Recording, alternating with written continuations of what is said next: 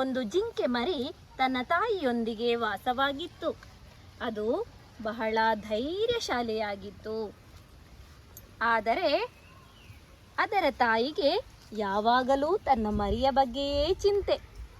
ಯಾಕೆಂದರೆ ತಾನಿಲ್ಲದ ವೇಳೆಯಲ್ಲಿ ಹುಲಿ ಅಥವಾ ಸಿಂಹ ತನ್ನ ಮರಿಯನ್ನು ತಿಂದರೆ. ಅದಕ್ಕಾಗಿಯೇ ಮರಿಗೆ ಬುದ್ಧಿಮಾತು ಹೇಳಿತು. ಮಗು, ಹುಷಾರಾಗಿರಪ್ಪ, ಹುಲಿ ಬಂದಿತು ಜೋಪಾನ.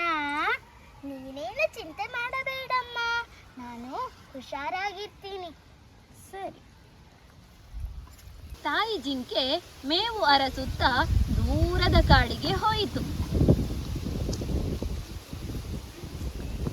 ಸಮಯದಲ್ಲಿ ಮರಿ ಜಿಂಕೆಯ ಬಳಿ ಹುಲಿಯೊಂದು ಬಂದಿತು. ಜಿಂಕೆ ಮರಿ ತಿರುಗಿ ನೋಡಿದಾಗ ಅದಕ್ಕೆ ಹುಲಿ ಕಂಡಿತು. ಓ, ನೀನು ಹುಲಿರಾಯ, ನಾನು ನಿನಗೆ ಹೆದರೋದಿಲ್ಲ. ಬಾ, ನನ್ನ ಶಕ್ತಿ ಇದ್ದಷ್ಟು ಹೊತ್ತು ನಾನು ನಿನ್ನ ಜೊತೆ ಹೋರಾಡುತ್ತೇನೆ. ನೀನು ನನ್ನ ಜೊತೆ ಹೋರಾಡುತ್ತೀಯ ಎಂದರೆ ತಮಾಷೆ ಅಷ್ಟೇ.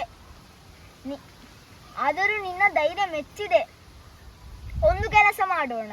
ನೀನು 3 ಸತ್ಯವಾದ ಮಾತುಗಳನ್ನು ಹೇಳಿದರೆ ನಾನು ನಿನ್ನನ್ನು ಬಿಟ್ಟು ಬಿಡುತ್ತೇನೆ. ಹಾಗೇ ಆಗಲಿ. ಮೊದಲನೆಯ ಸತ್ಯವಾದ ಮಾತು ಏನೆಂದರೆ, ಒಂದು ವೇಳೆ ಬೇರೆ ಹುಲಿಗಳ ಹತ್ತಿರ ಹೋಗಿ ಜಿಂಕೆ ಮರಿಯು ನನ್ನ ಹತ್ತಿರ ಮಾತಾಡುತ್ತಾ ನಿಂತಿತ್ತು ಎಂದು ಹೇಳಿದರೆ ನಿನ್ನ ಮಾತನ್ನು ಅವುಗಳು ನಂಬುವುದಿಲ್ಲ ತಾನೇ? ಹೌದು ಹೌದು, ಇದು ಸತ್ಯವಾದ ಮಾತು.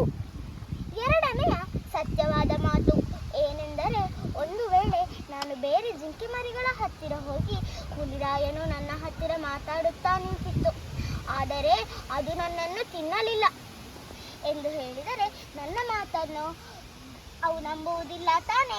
ಹೌದು, ಇದು ಸತ್ಯವಾದ ಮಾತಲ್ಲವೇ? ಹೌದು ಹೌದು, ನಿನ್ನ ಎರಡನೇ ಮಾತು ಸಹ ಸತ್ಯ.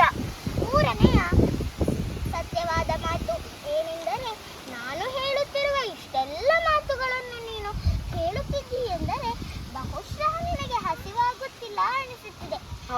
ಇದು ಸತ್ಯವಲ್ಲವೇ?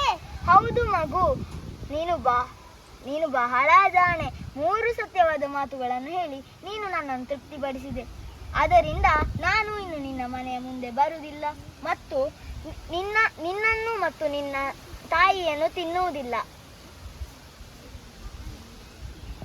ಜಿಂಕೆ ಮತ್ತು ಹುಲಿ ಈ ಕಥೆಯ ನೀತಿ ಏನೆಂದರೆ, ಶಕ್ತಿಗಿಂತ